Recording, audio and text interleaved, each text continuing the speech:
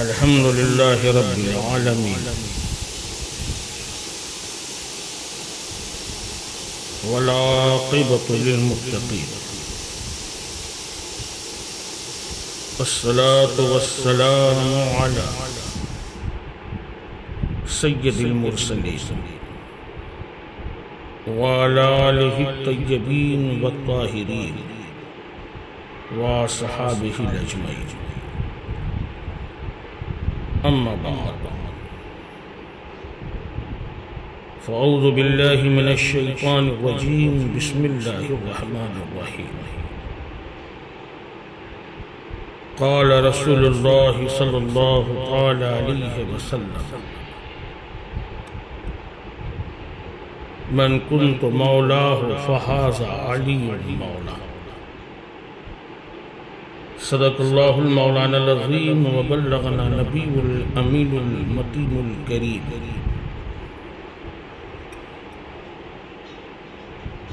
علی کے نام پر قربان ہوں، ہلکے میں مت لینا. علی کے نام پر قربان ہوں، ہلکے میں مت لینا.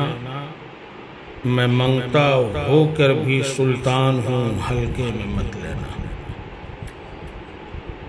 ابھارا جس کے خاطر شمس کو آقا نے صحبہ میں،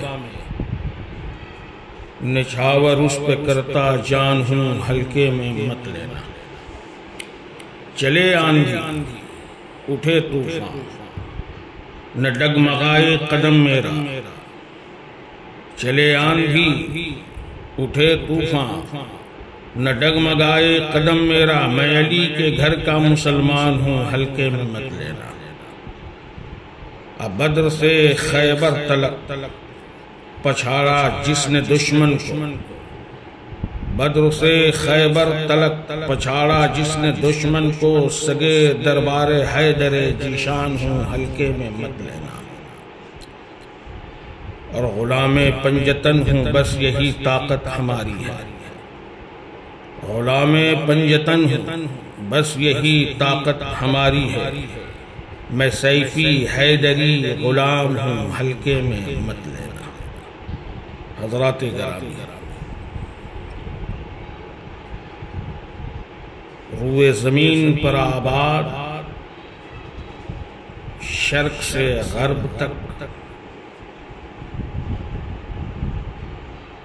مشرق سے مغرب تک، شمال سے جنوب تک.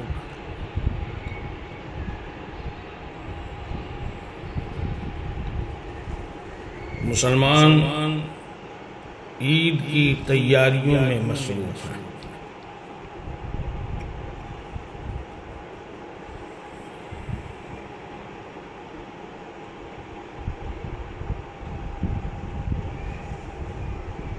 ہر گھر میں خوشیوں کی شہنائی بجنے کو تیار ہے. لوگ اپنی اہل و عیال کے لیے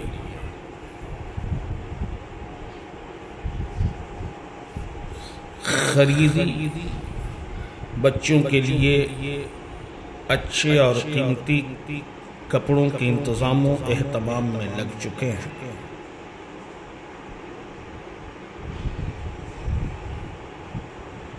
لیکن اسی کائنات میں، اس زمین پر، اس نیلو آسمان کے نیچے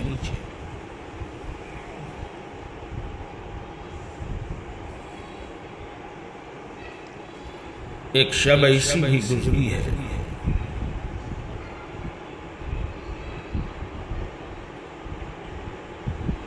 جسے ضربت کی شب کہتے ہیں. وہ مولا علی جس کے ہاتھوں کو فضاؤں میں بلند کر کے خم غدیر میں محبوب خدا نے فرمایا تھا کہ میں جس کا مولا ہوں، علی اس کے مولا ہے.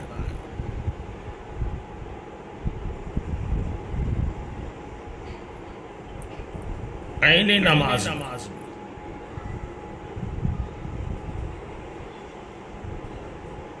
ابن ملجم نے ایسی کاری زر ماری کہ سر دو پارا ہوا. مانو ایسا لگتا تھا کہ کتاب اللہ کھل گئی ہو.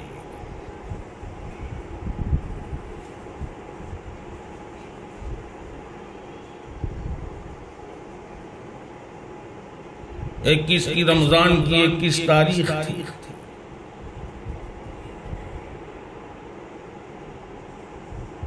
کوتاہ گردن، منافق، ناہنجار، نابکار، حرام ابن حرام ابن ملجم کے قاری ضرب سیدہ زینب کو یتیم کیا، ام کلثوم کو یتیم کیا، شہزادے گلگو کبا کو یتیم کیا، امام حسن کو یتیم کیا، حسین کو یتیم کیا۔ پوری ملت اسلامیہ کو آنسوؤں میں سیراب کر گیا۔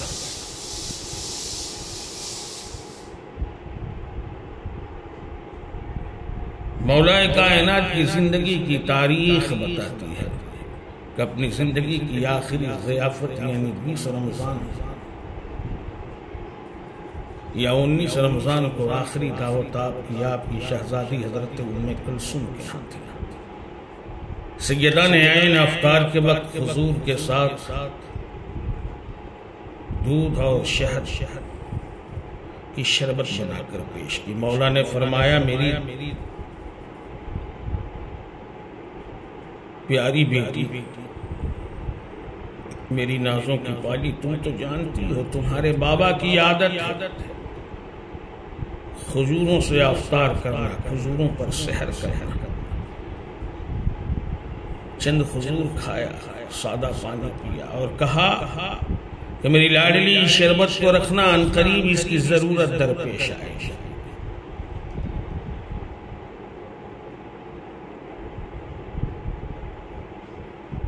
رات جب تہجد میں داخل ہوتی ہے، سید کائنات سید السادات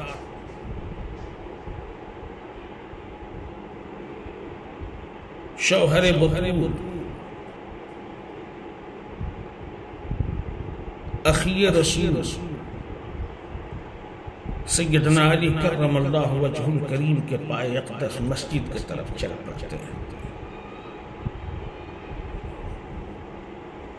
مسجد میں داخل ہوتے ہیں، ایک شخص اندھیرے میں ملتا ہے، عرض کرتا مولا کل شام کو میں نے کوفے میں ایک نامراد کو دیکھا ہے نئی تلوار خریدتے ہوئے، چہرہ نیا تھا،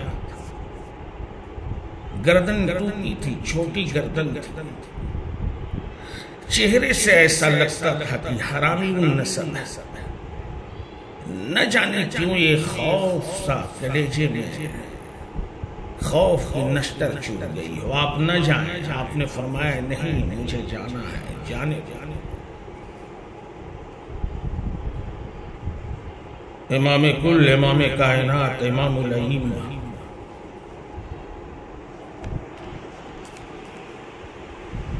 وہ علی جس کی عظمت و رفعت و شان و شوکت پر سیدنا فاروق اعظم قربان ہو اور یہ کہیں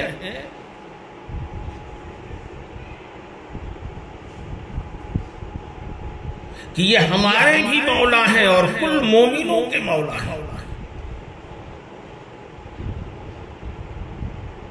وہ علی جو دربار صدیقی میں جسٹس ہو، وہ علی جو دربار فاروقی میں جسٹس ہو، وہ علی جو نبی کا برادر ہو، وہ علی جو راکب پیغمبر ہو، وہ علی جو دوش پیغمبر ہو، وہ علی جو ہجرت کی شب محبوب خدا کے بستر پر آرام فرما ہو۔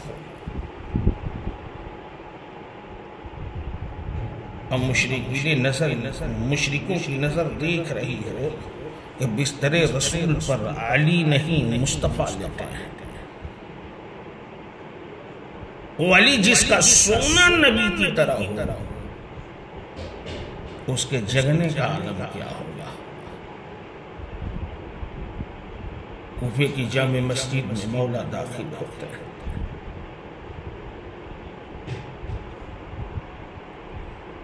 دیکھتے ہیں ایک شخص الٹا لیٹا ہوا ہے، مولا نے اسے اٹھایا، اٹھ فجر کا وقت ہونے والا ہے۔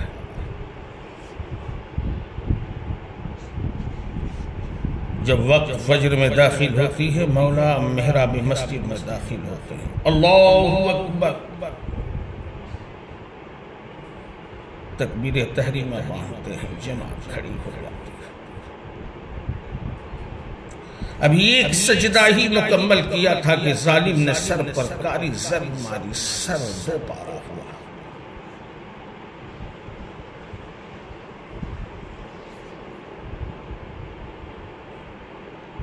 امام کی جگہ دوسرے امام نے لے لی، فوراً امام حسن قائم مقام امام علی ہوئے۔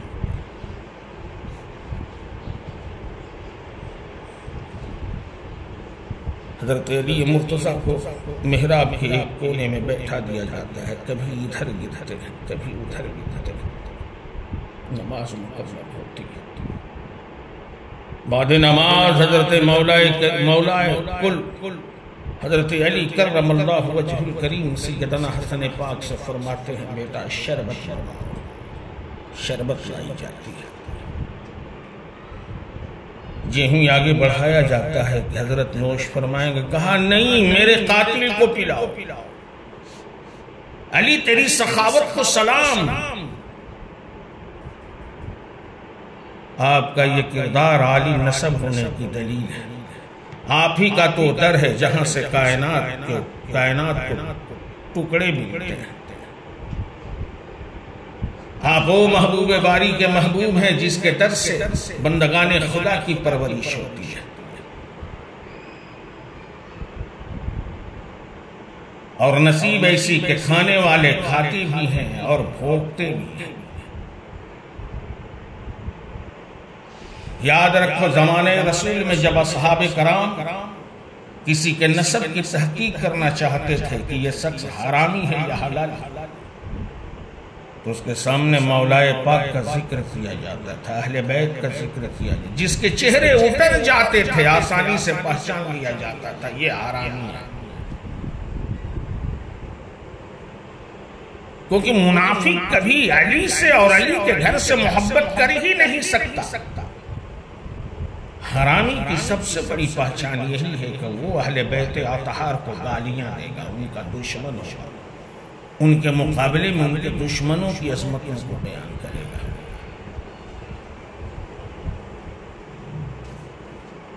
دشمن کو شربت دیا گیا۔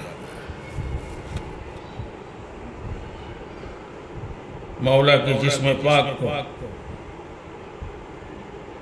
چارپائی پر ڈال کر جب گھر کے طرف لے کر چلے، کوفہ میں کوہرام ہوا، آسمان سے زمین تلک ایک اندھیرا سا چھا گیا، ہر طرف گریا تاری ہوا، رونے والوں کا ہجوم مسجد کوفہ کی طرف دوڑ پڑا، بیوائیں چیخ مار مار کر رو رہی تھی، اے علی اب ہمیں سہارا کون دے گا؟ چھوٹے چھوٹے نادان بچوں کی ایک جھنڈ ایک طرف رو رہی تھی، اے علی ہمیں دودھ کون پلائے گا؟ اے علی تم فریادیوں کے فریاد رس تھے، اے علی تم یتیموں کے مولا تھے، غریبوں کے ماوا تھے، بے سہاروں کے سہارا تھے، بیچاروں کے چارہ تھے۔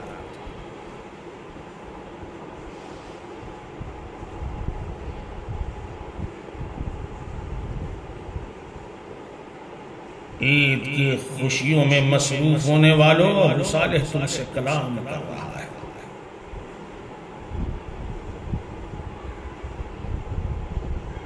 مارکیٹ میں، بازاروں میں، شاپنگ سینٹر میں جب تم اپنے بچوں کے لیے کپڑوں کی خرید و فروخت میں جاتے ہو، خورد و نوش کا سامان لاتے ہو، بہترین سے بہترین اشیاء کا انتظام کرتے ہو،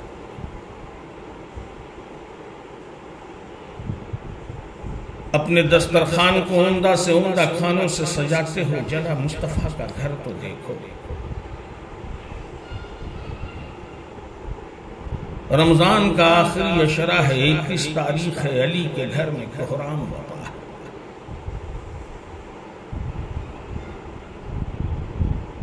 وہ علی جو کعبے میں پیدا ہوا،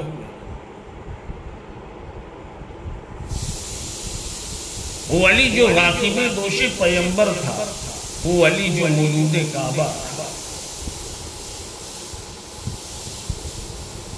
وہ علی جس کے متعلق یہ فرمانے علی ہو کہ ھذا قرآن انا قرآن، ھذا القرآن ثابت انا قرآن ناطق، یہ قرآن ہے میں بھی قرآن ہوں، یہ خاموش قرآن ہے میں بولتا قرآن۔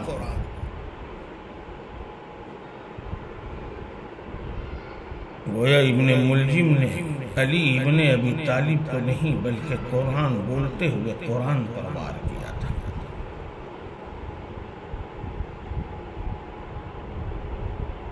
وہ علی جو جان قبلہ ہو، وہ علی جو امانت مومنہ ہو، وہ علی جو برادر خاتم مرسلہ ہو، وہ علی جو حق ہو، وہ علی حق جس کا ساتھی ہو۔ سرکار مدینہ علیہ الصلوۃ والتسلیم کے اس فرمان پر قربان جاؤ کہ اے لوگو، جب تمہیں حق کی تلاش ہو تو یہ نہ دیکھنا کہ جماعت کدھر ہے، بھیڑ کدھر ہے، اگر دیکھنا ہو تو صرف یہ دیکھنا کہ ہمارا علی کدھر ہے۔ علی جب جہاں جیسے ہوں گے حق علی کے ساتھ۔ گویا ابن ملجم نے حق کی سر پر تلوار مارا ہے۔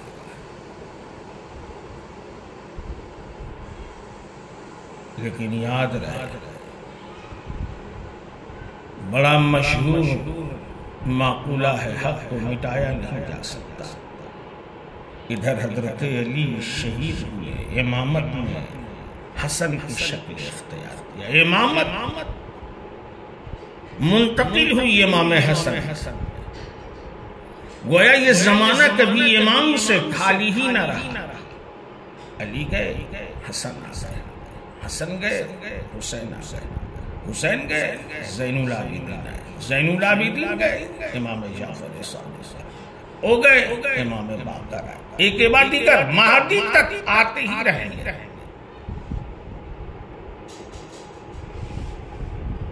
مولائیت کے خلاف ماحول بنانے والوں،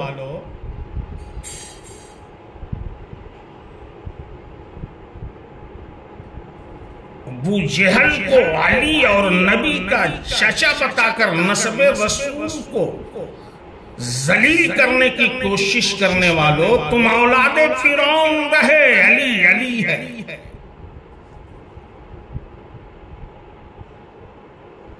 نہ کل کوئی مولا کا مقابل تھا، نہ آج کوئی مولا کا مقابل ہے، نہ قیامت تک کوئی مولا کا مقابل ہوگا۔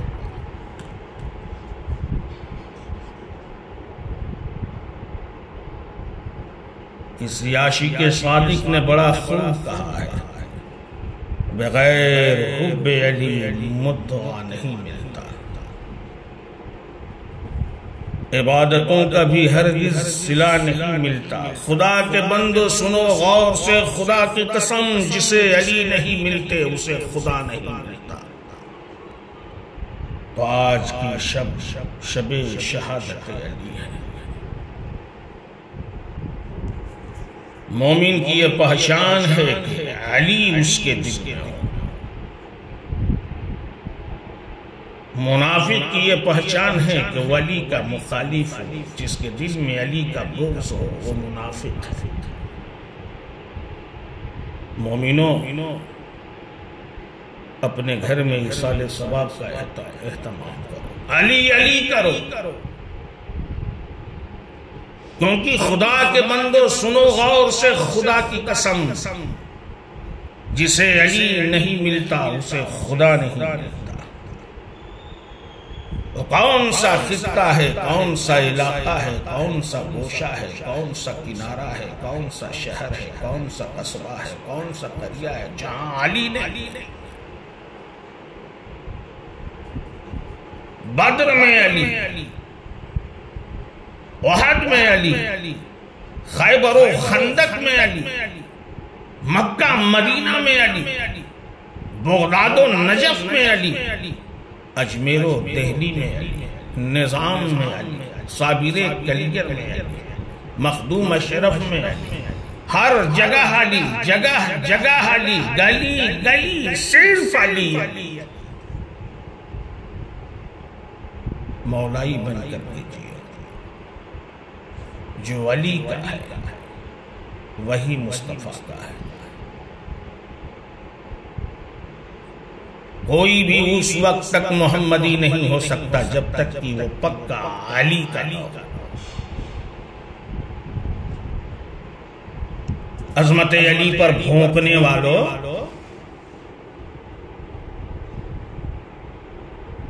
اہل بیت اطہار کی فضیلتوں کو گھٹانے والوں،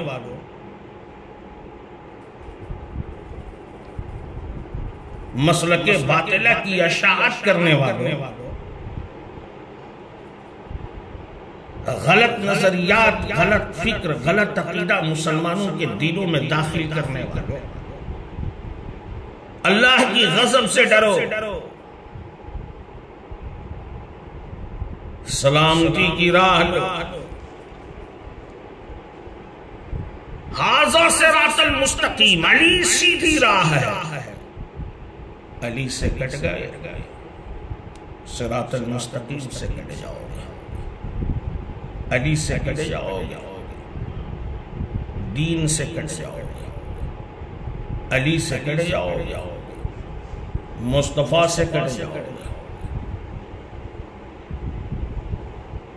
یاد رکھو، کسی کا باپ بھی جنت میں نہیں جا سکتا جب تک کہ علی کے بیٹے جنتی ہونے کا پروانہ نہ دے۔ جنت علی کی ملکیت ہے۔ جس پر رب اور مصطفیٰ مہربان ہوں وہ علی ہوتا ہے علی، جس پر علی مہربان ہو وہی ولی ہوتا ہے ولی۔ کوئی صوفی ہو ہی نہیں سکتا جو مولا کی عظمت کو قبول نہ کرے، کوئی کامل نہیں ہو سکتا تب تک کہ مولا کو قبول نہ کرے۔ جو مولائیت کا مخالف ہے گویا وہ اسلام کا مخالف ہے، محمدیت کا مخالف ہے، دین کا مخالف ہے۔ علی نام ہے دین کا، علی نام ہے اسلام کا، علی نام ہے بولتے ہوئے قرآن کا، علی نام ہے وقار پیغمبر کا، علی نام ہے آبرو اہل بیت، علی نام ہے روح اسلام کا۔ اگر اسلام دیکھنا ہو علی میں، حسنین زین العبا میں، جعفر و باقر کو دیکھو، حضرت علی رضا کو دیکھو، ام کلثوم و زینب کو دیکھو، فاطمہ طیبہ طاہرہ کو دیکھو، خدیجۃ الکبریٰ کو دیکھو۔ یہ اسلام کے بولتے ہوئے رخ ہوتے ہیں۔ عید کی لگن میں مصروف ہونے والوں، اپنی خوشیوں میں مولا کی شہادت کو ہرگز نہ بھولو، کیونکہ اسلام میں کیا ہے؟ اسلام میں بس اس کے سوا کیا ہے؟ ایک ضرب ید اللہ، ایک سجدہ شریف۔ جس دین کو پیغمبر لائے تھے اسے بچانے والے محافظ کا نام علی ہے، حسن ہے، حسین ہے، زین العابدین ہے۔ یہ روح ہے ایمان کی، اسلام کی، قرآن کی۔ یہ قرآن ناطق ہیں، ان سے وابستہ رہو، ان کی شان و عظمت پر نہ بھونکو، اور وہابیت کی نہج پر نہ چلو۔ جس طرح وہ 19 رمضان المبارک اور 40 ہجری تھی، اس جگہ کی زیارت کے بعد ہر مسلمان کی آنکھیں آنسوں سے نم ہو جاتی ہیں۔ آپ شدید زخمی حالت میں تھے۔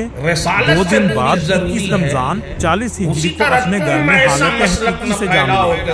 مولا علی علیہ السلام کی زندگی صبر، استقامت اور عدل کی عظیم مثال ہے۔ کچھ روایات سے پتہ چلتا ہے کہ آپ کو شہید کرنے والا شخص عبد الرحمن بن ملجم نامی خارجی تھا۔ اس مسجد میں بڑی تعداد میں زائرین آتے ہیں۔ یہ مسجد بہت خوبصورت بنائی گئی ہے، جس کے وسط میں ایک وسیع صحن موجود ہے۔ اس مسجد کو اس جگہ تعمیر کیا گیا تھا جہاں حضرت آدم علیہ السلام نے عبادت کی تھی۔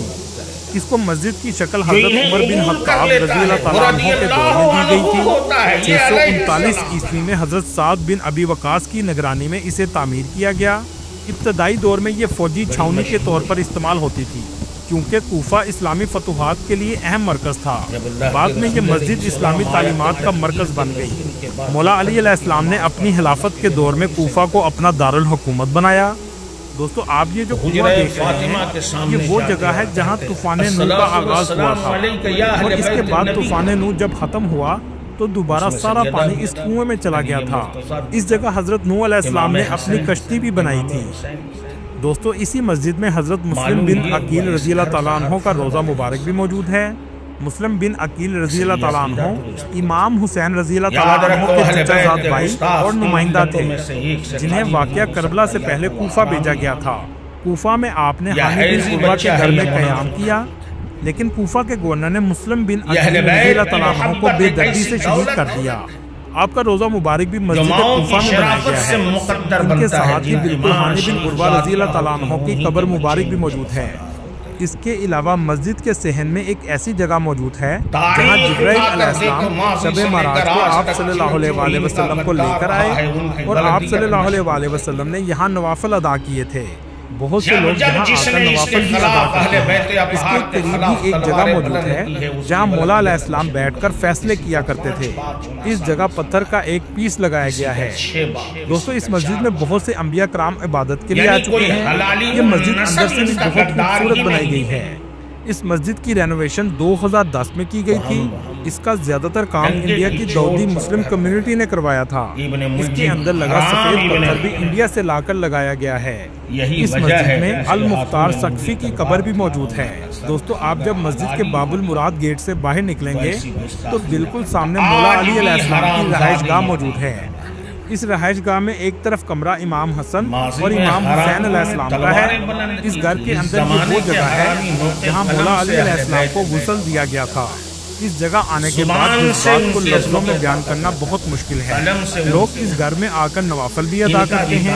اس رہائش گاہ کو دیکھنے کے بعد یہ پتہ چلتا ہے کہ آپ اپنے دور کے بہت بڑے خلیفہ ہونے کے باوجود چھوٹے سے گھر میں زندگی گزار رہے تھے۔